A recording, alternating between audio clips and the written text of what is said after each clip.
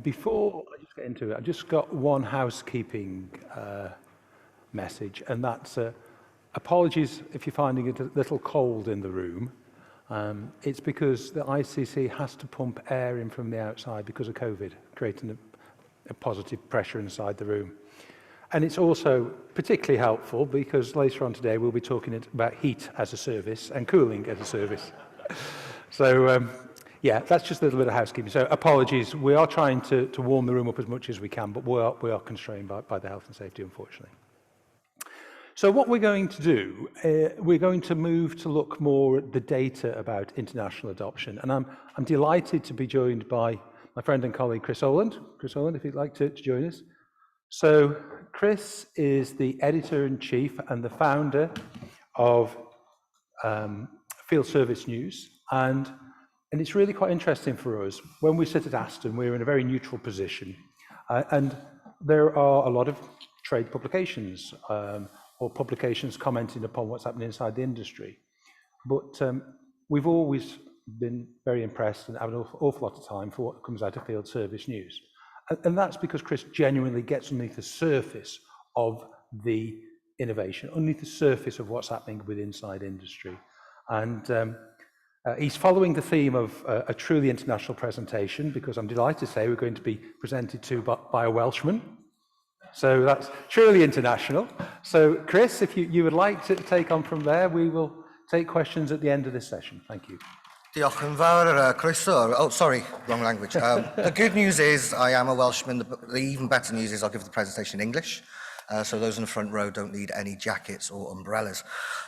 Tim, thank you ever so much for the warm introduction. And just before I go anywhere with today's presentation, I just want to say, isn't this nice? Isn't it good to get people in the room, but also welcome to everybody that's joining us online. Fantastic innovation from the group here to bring the blended world together. And I think that's a very good indicator of where we're going. And I'm going to touch on a little bit of this terrible phrase, the new normal, as we go through the presentation. As a journalist, in scare quotes, I would love to have got paid for every penny, every time I have to use that phrase, but it's one that we can't really avoid. I'm going to be taking a little tour through some of the key statistics and findings from Field Service News research. We're going to be looking at sessions that, studies that have gone either side and preceding the pandemic, as well as one that we held right at the midst of it.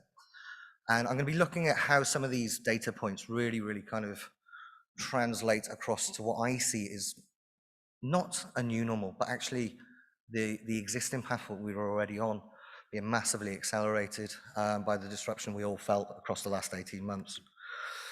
Very briefly, a quick note about myself. This presentation is about the data rather than me and Field Service News, so I'll go through this bit quite quickly.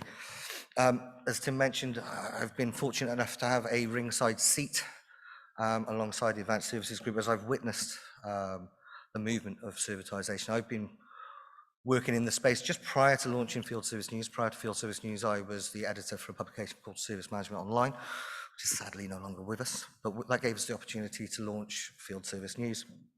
We are an independent publisher, so we only focus on one title, and that's why we have been able to get more ingrained in the industry. I can see from the slide, my background actually goes back to some of the biggest companies in the media space in terms of B2B.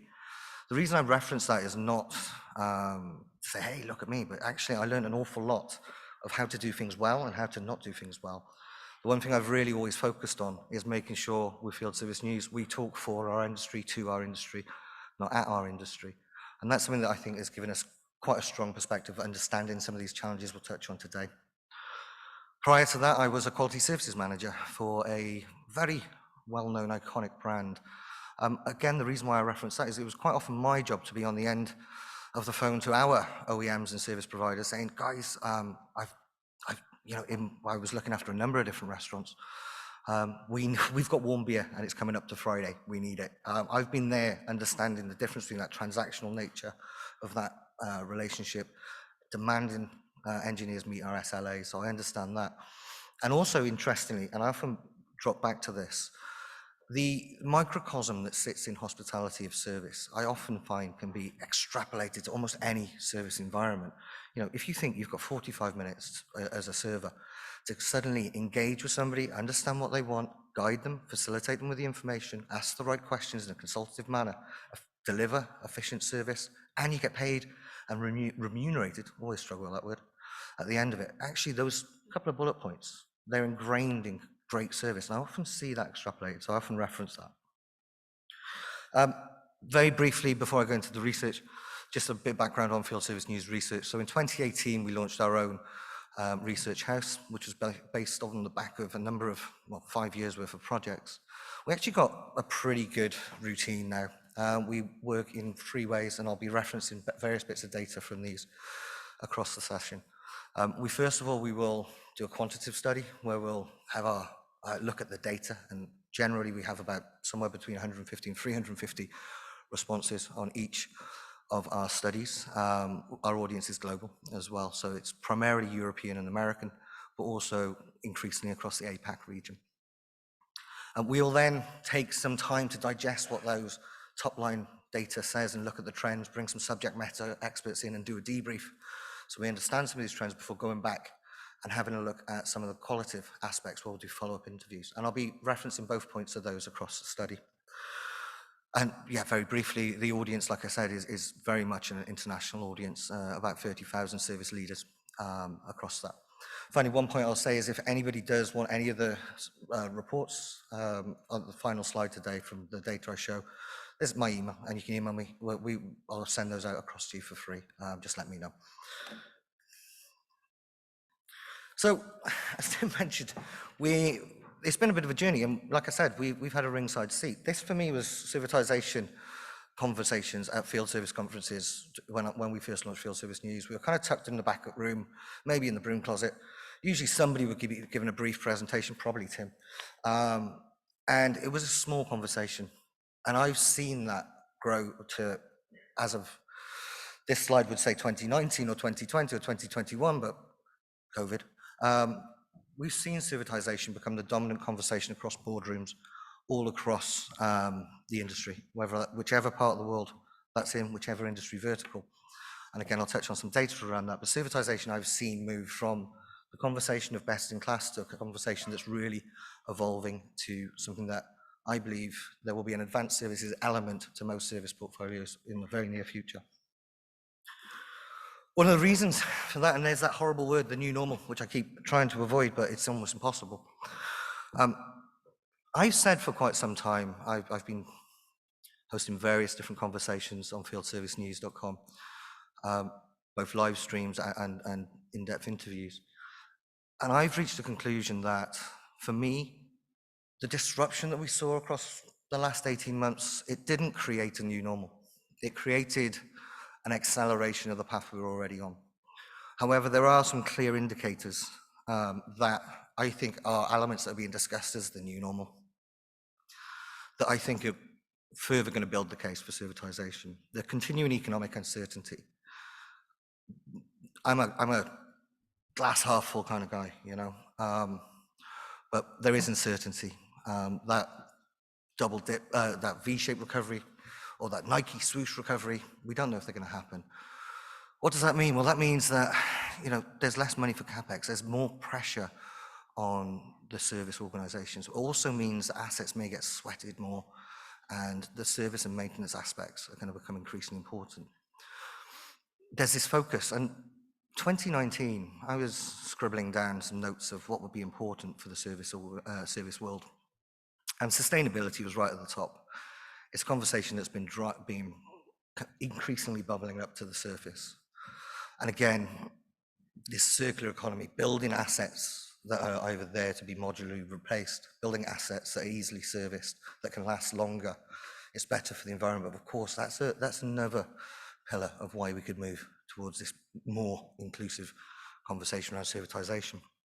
And finally, again, this natural societal momentum. You know, we've started seeing it in almost every aspect. The obvious one is our phones. You know, we don't go out and buy, well, some people do, but very few people go out and actually buy a handset. We purchase communication as a service in that instance. And we've all kind of got used to that without even realizing, without putting words like outcome-based or servitized, but it's on that right path. Where I live now in Ealing, in London, there's loads of different options for Zipcar or City Car, where I can have a car as a service. I don't have to purchase a vehicle. The reason I reference these is we're starting to see these come into our consumer lives. So that societal change is opening us up to that acceptance. However, that's just my little kind of notes on where we're at the minute. Let's look at some of the data. So what I'm going to be doing across the next few slides is looking at various different data points. The first is, this is a study that was one of our most recent studies, just shy of 300 global service leaders. The reason I reference this first study is we wanted to look at, and I have a belief that a focus on customer satisfaction is a natural precursor to a focus on customer success. And customer success is a natural precursor towards moving towards servitization or advanced services, understanding, putting this customer in the center of where our business strategy should be. Now, the slide that we see on the left, I hope it's on the left for you guys as well, it's on the left for me. The slide we see on the left, I think everybody in this room, everybody watching online, this is a no-brainer. This is just showing that we know that the metrics that service organizations track are a key indicator of whether we can retain business for our existing customer base. That's kind of obvious, isn't it? You know, if we're going to be able to deliver great service, we're going to hold on to those customers. It's the slide, it's the graphic on the other side that I thought was really interesting. This is showing whether the organizations or the service leaders that were represented in the study, showing whether they felt that the service metrics that they track, the CSAT metrics that they track, were important in terms of winning new business. And as we can see, 80, 88, doing some rudimentary maths, of the service leaders. And again, this is a global snapshot from just shy of 300 global service leaders. 88% say that yes, actually these metrics are a good indicator of winning new business. Over half of them stated that it was extremely important. Now, why I think this is important is because we're seeing the shift of revenue. We've seen this gradually over the last nearly a decade now that I've been reporting on this. We've seen that service is becoming more and more and more integral to being a key strategic revenue generator within the overall business. It's just interesting to see that statistic there, that we're starting to see, yes, it's not just about holding on to the business, it's not just about the afterthought, but actually it's this broader strategic element, which again, I think is a fundamental shift in how we're thinking about service. And I think that's a part of that pathway to servitization. As I said in the report, and again, my email will be on the screen at the end, any of these reports I'm happy to send across. Ultimately, the study data is clear. Customer satisfaction is now sat right at the heart of both retaining existing business, but also winning new business. And these are two dual facets of the key revenue growth strategies. So just an interesting insight there to kind of outline where we're seeing that shift across. As I said, I've been tracking metrics and doing benchmarking studies now for quite some time. And one of the reasons why I think this is an important part of this conversation, why it's important to share this with you guys today, is we're seeing this shift in metrics away from, when I started doing this, we would see probably the same statistics that everyone would expect. First time fixed rates, technician utilization, mean time to repair, all of those kind of key operationally focused statistics. They haven't gone away. You know, those statistics, operational efficiency is still very important, of course. But year by year by year, we've seen sentiment analysis, NPS, all of these more customer-centric metrics start to increase. This study is from 2019. In fact, it was just prior. It closed actually 2020 January, so it ran between 2019 Q3 and Q4 rather, and 2020 Q1. And we can see there that, you know, by this point, just prior to the pandemic, that we were starting to see that balance had kind of come into the service organizations, that thinking about customer success, that thinking about the customer centricity that underpins every great story that I've seen with regards to servitization. That's customer centricity has always been key. And it's interesting to see that that's permeating into all organizations. Another little point, a little side note there is that second graph, because I think this is important. We have to, as service organizations, any service organizations watching this that are on those early pathways to servitization, to advanced services, you'll have seen some of the great presentations, you'll have worked with the advanced services group, and you'll have understand that there are these pathways there. One of the things that's critical for me to get across today is that there is a fundamental strategic shift, and field service operations is no longer measured by the same metrics. And we can see that those organizations within this study that had moved towards or introduced some form of servitized offering within their service portfolio, 80% of them had to change their metrics. So it's quite an important, quite a powerful statistic there. To put that into context, this is a quote from one of the follow-up interviews that we did to that study. In a servitized world, that transactional relationship between the vendor and the customer is replaced with a much deeper relationship, something more akin to true business partnership. And as such, CSAT metrics, including the NPS, but also more sophisticated touchpoints across all sections of both organizations become crucial to our mix of KPIs. There is a fundamental shift that service organizations need to go through. We can't just switch a switch and expect that to change. One of the things that this leads me on to is this discussion around partnership and true partnership-based relationships. I'm going to bring us to, this study was just prior to the pandemic. I'm going to skip to a study we undertook in Q3 of last year. So kind of come through the first wave of lockdowns. We kind of moved along that kind of conversation of what do we all do? I hosted a number of live streams throughout that period just to try and bring people together to share ideas. Nobody had an answer. Nobody had the answer. We just all could share our best practice ideas. But one of the things that came through when we followed up on those kind of conversations and went into this study, as you can see there, 76%, so over 3/4 of companies stated that they believed their relationships with their customers were partnership-based more than transactional. For me, what was really telling was that follow-up question, where 92% of those respondents, and bear in mind this is self-reporting, so that has to be taken into account, that little pinch of salt, but still it's a significant number. 92% of the companies that felt that their relationships weren't transactional, but they were partnership-based, also believed that their customers felt the same. And again, I think that this is us moving step by step, brick by brick, towards a world where the transactional break-fix approach of field service is very much on the wane. And whether it be a truly outcome-based approach to service or some step in between, something that's more consultative, something that takes a little bit more shared risk, I think we're naturally moving towards that. However, I pride myself and my team's work on always making sure we have the balance, and we always report directly what the industry wants to hear, rather than any agenda. And the next slide, we see a fairly interesting dichotomy. We've seen organizations, service organizations, believe that the partnership model is the way forwards. We've seen them embracing that. Now, in the midst of a pandemic, we saw significant external pressure for increased service provision. What you're seeing on the graph by there, we asked our respondents, this is to the study, we called it benchmarking the new normal from year zero, because quite frankly, I felt there was only one way to do it.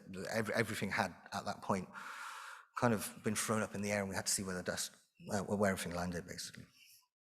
So this was an interesting statistic that came out of that study. 78%, again, well over 3/4, stated that they were under pressure to either reduce costs or increase services. So suddenly we've gone from a partnership relationship, but actually it's not that balanced. Of course, restricted cash flow was a major part of that conversation. 57% of companies at this point, bear in mind this is around October, November 2020, 57% of the companies had stated that they felt that they had an issue with customers being able to pay for their services because of restricted cash flow. Now, what does this mean, these two last slides? Like I said, there's a bit of a dichotomy there, isn't there? There's a bit of friction because these organizations want to move more towards a partnership-based approach, something that is naturally leaning towards something that might be termed a more advanced services approach. Yet there's a very big challenge, a very, very big push from the customer base. Rightly or wrongly, look, everyone in the supply chain is hurting. To demand more from their service providers. Does that provide, I remember seeing a presentation around that time, is servitization dead? Because of this sudden shift in dynamics. For me, no, actually. I think that the fact that we've got a clear indicator that we're keen to see, and this is seen from both the service provider and the customer side, a more partnership-based relationship. Yes, there's friction where it's the birthing pains almost of a new way of thinking. But if we understand as service leaders and service providers, actually we can capture the longer term contracts, we can generate the more profitable contracts, all of the good things that I've learned so much about from many of you in the room, especially Professor Baines, then that again, I don't see that as necessarily a threat to the shift towards advanced services, but another reason why we can embrace it. And that's kind of backed up in that same study.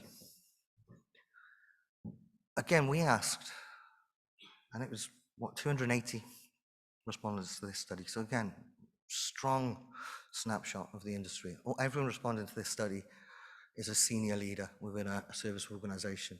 I mean, just to preface that as well, our audience is completely horizontal. So we have participants from telco, from manufacturing, from utilities, all different types and all different walks. And 66%, so 2/3 of the audience, that response set, they stated that they'd begun developing some level of servitized offering since the pandemic.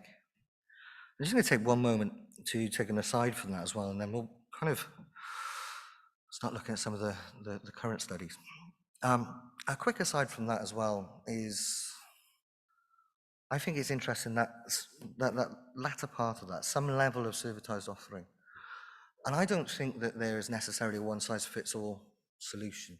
You know, the old do it with me, do it for me, or let me do it myself. I think it's incredibly important. You know, customer selection, understanding customer needs. Again, it's that customer centricity piece in there. There are different layers and there are different steps towards whether that servitization piece is right for every organization. But I do think that there is a massive need to have it as part of the portfolio. And I think I think there's two parts to this conversation, isn't there? There's the understanding from our customers, which is what we touched on a little bit earlier, right at the beginning. I talked about that societal change. There's the understanding from us that this takes an awful lot of strategic and process change, understanding how we shift. But also there's the technology as well.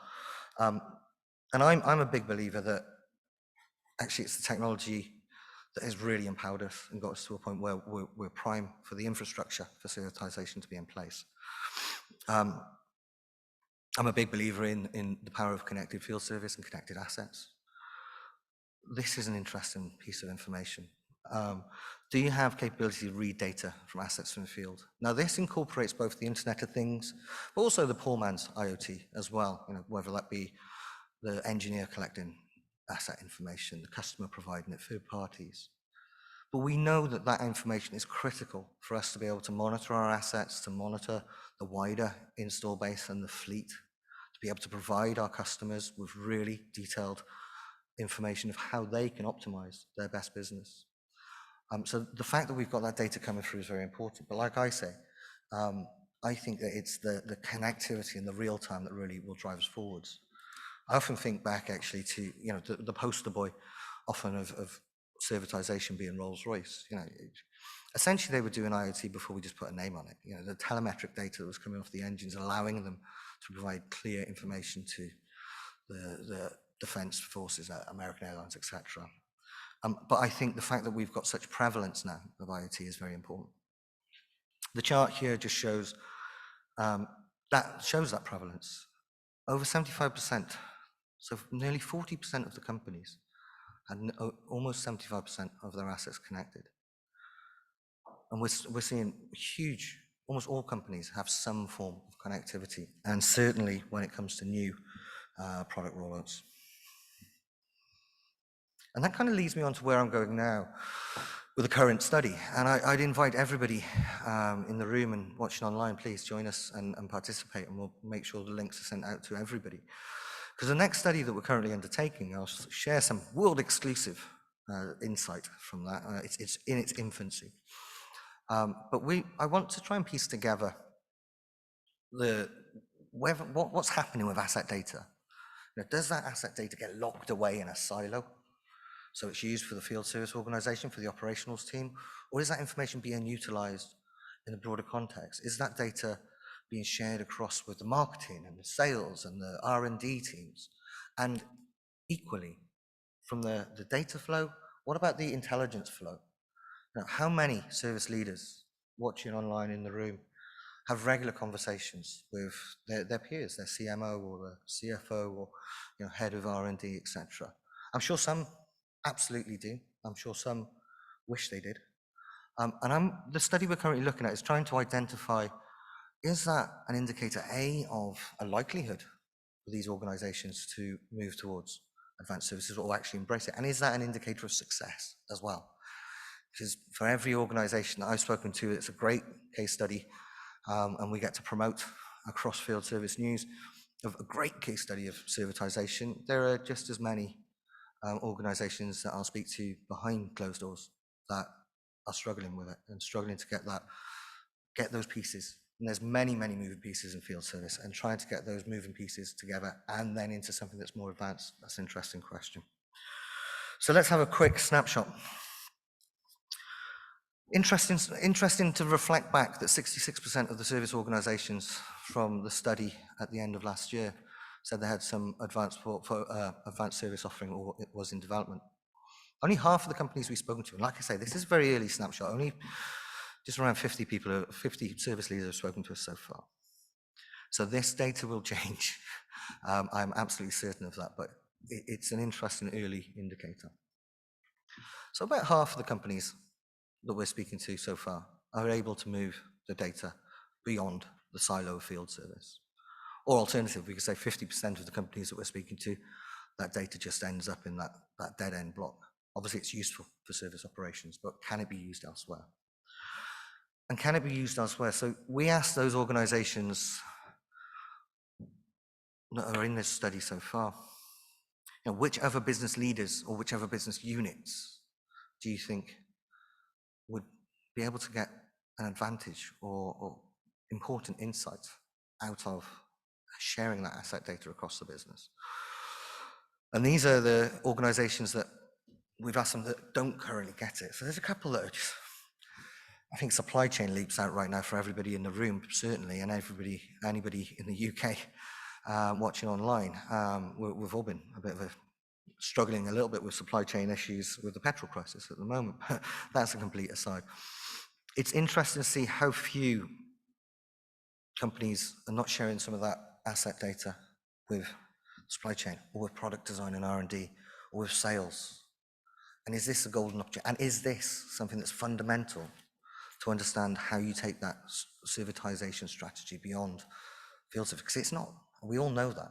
We all know that it's a business strategic move. Yet that data that could be crucial in pulling that off is often stuck in that silo. However, the early indicator, so again, like I say, this is early data, but 82% of the companies that have spoken to us within the current study so far who were able to share their asset data beyond field service business unit and have a more collaborative approach across business units. Remember, this study is looking at two parts, the data and also the collaboration, the intelligence sharing. So of those organizations within that group, 82% have indicated they have some form of servitized offering within their service portfolio. We will be digging deeper to see whether that's going to be a successful more easily, excuse me. I'm Welsh, English is my second language. But whether that's going to be an indicator of successful implementation of servitization as well. I think that's an important focus for us all in the industry across the next couple of years. Not just do we do it, shall we do it, can we do it? How do we do it successfully? So I'm just going to give you a couple of quick takeaways. And thank you very much for your attention. First of all, the trend in relationships between service providers and their customers has significantly moved away from the transactional and towards partnership-based relationships. I think we all intuitively know that, but it's important to have the data to underpin our beliefs. The adoption of IoT has become prevalent amongst field service organizations, and we are seeing the building of the foundational layer of the infrastructure for servitization. However, currently the initial indicators suggest that asset data is often at least 50% siloed in the FSM system of record. But we are seeing that those organizations who have more effective flow of data and intelligence, these are the ones that more appear in the early analysis to be more likely to not only adopt servitization, but to do so successfully. I'll leave that final slide up there. Like I say, anybody watching online, anybody in the room that wants any copy of any of the reports that we've provided across the snapshots there, my email's there. It's chris@fieldservicenews.com. I spell it with a K because my mum couldn't spell. For a Welsh person anyway, perfect if you're in Scandinavia. There's also a code there if you'd like to join us for the ongoing resources that we do from Field Service News research, Field Service News documentaries and everything else. That's available to our premium subscribers, and there's a code there, ASG33, which you can get a 33% discount as well. But on that, I think, dare I say it, I'm almost on time. Am I close to on time with time for questions? You're better than on time. Thank you, Chris. Thank you all. So, ladies and gentlemen, we're going to, again, take some questions from within the room, and also I'd encourage our online audience to post some questions also. So, can I just open it up to the room and ask, is there anybody who would like to start with perhaps a question for Chris about what his research has actually shown us? Anybody? While we get somebody to think about it, Chris, I've got one, and it's a good one. When we think about servitization, yeah, a lot of the studies that we're doing look at it from the perspective of the company offering services. Mm. Every manufacturing business is a customer. Any insights based upon what the manufacturer themselves might be, how they might be benefiting from servitization as a customer? So I'm thinking, for example, the manufacturer buying robotics as a service. Mm. Anything in the study showing that? Well, yes, it's an interesting question, Tim, and it covers so many different aspects. Because every manufacturer has their own customer, and every customer has their own manufacturer. I think one of the most interesting things about our audience, perhaps, compared to a lot of the organizations that are involved within this conversation, is the horizontal nature of our audience. And I'm seeing... Sorry, you can see the hamster going around then, can you, whilst I thought about the answer? I'm seeing it permeate into every side of the conversation. I think I do foresee quite a lot of friction, particularly as we start to see, okay, who owns what? Who owns what data? Who owns which ownership of which? Because there's kind of to a degree, in some senses, there's a little bit of a battle to, right, we will provide the full solution. We will provide that ownership. I think in that instance, or there is an element there of the conversation around who owns what data, particularly. I think that's something that we're pushing a little bit of an open door. I think that kind of naturally resolves itself as we kind of continue to work through this.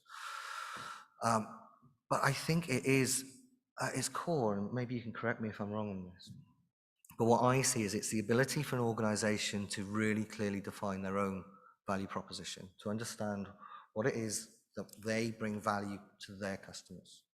And so if we can take out X, Y, Z, robotics as a service, for an example, you know, if we can take out that cost and that responsibility and that element so we can focus on delivering to our customer base, as a manufacturer. That's where I think the value comes in. One additional point on that is it's this concept of the ecosystem. I think that we've talked about an awful lot. I think, without labouring the point about the pandemic, I think that's one thing that we're really driven forwards, is this understanding that businesses don't sit in silos, whether it's the enterprise or SMB. It's that understanding of, right, this is my core strength, this is your core strength. There is some friction, but there's massive overlap. But equally, we can share and we can bring value. And so I think that's going to be another piece that will kind of come into this broader conversation. Thank you, Chris. Questions? Hi. Adrian Bolton from Service Park Consulting. Hi, Chris. Good to see you. Hey, Adrian. How are you, mate? I'm intrigued by one of the stats you put up when you said that 66% of organisations say they had started developing some level of servitized offering after the pandemic. I wondered if you got any other insight as to what was behind that. Is it a sudden shift? Yeah, certainly. And what do you think might have caused it? Yeah, it's an interesting statistic. Put my teeth in. We've been tracking that for a number of years, and I think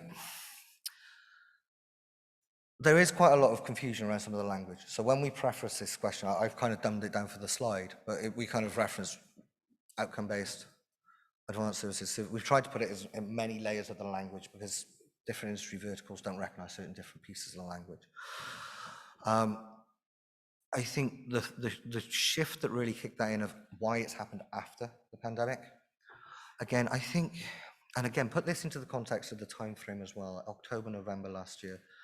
I think so many service organizations, had to move so many different pieces to be able to continue to serve their industry or their customer base. That I think it was that natural shift was right. Actually, we can't keep doing this on this transactional basis. We can't keep doing this on this basis that,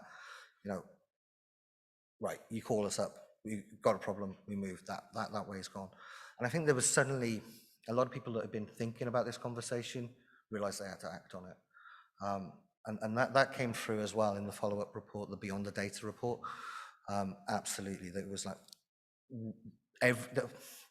to a degree, Adrian, there was an element of in the trenches at the beginning, wasn't there? Everyone kind of had to work out how do we kind of get through this? How do we get service? There were phrases like zero-touch service and making sure we don't break our customers' I'd never written the word biosecurity in my life. And suddenly I was writing about it every 2 minutes. And I think that just shifted this whole perception of us and them to, right, how do we together work forwards? And I think that was the catalyst to this thinking around more sophisticated approaches to service. Does that answer the question for you, Adrian? I'm happy to talk further over coffee as well. Yeah. Any further questions from within the room?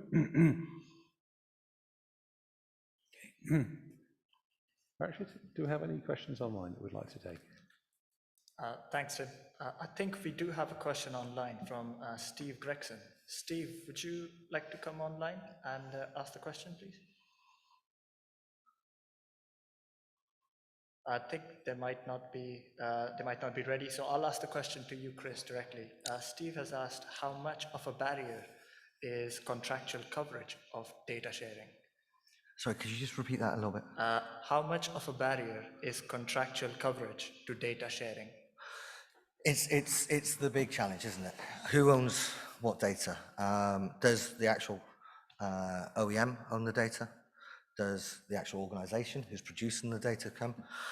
And I think that this is a question that is going to be the fundamental bit that we need to resolve. I do believe that we are starting to move towards a natural resolution of that, just because we've kind of hit that breaking point of the point. However, that's where the friction is, absolutely right. That's where the challenge is.